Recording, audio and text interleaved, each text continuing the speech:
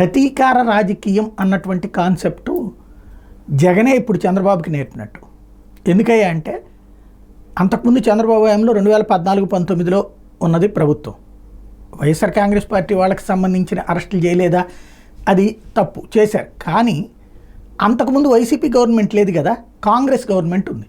కాంగ్రెస్ గవర్నమెంట్లో వాళ్ళ మీద ఎవరి మీద నాన్న కేసులు పెట్టారా?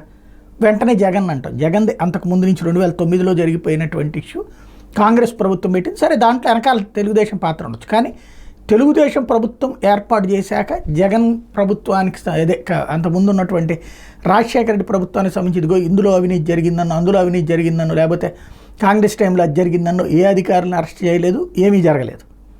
కానీ తనని అరెస్ట్కి తెలుగుదేశం పాత్ర కీలకమని భావించిన జగన్మోహన్ రెడ్డి గ్రౌండ్ ఇష్యూస్ మీద వరుసపెట్టి కేసులు పెట్టుకుంటూ వచ్చారు. స్వయంగా చంద్రబాబు మీద 7 కేసులు కావచ్చు, లేకపోతే వాళ్ళ నాయకులు అప్పుడున్నటువంటి ప్రభుత్వం మీద అనేక కేసులు పెట్టుకొచ్చారు. ప్రభుత్వం చేసిన యాక్టివిటీ మీద అధికారుల మీద పెట్టారు, లేకపోతే ఇంకోళ్ళ మీద పెట్టారు.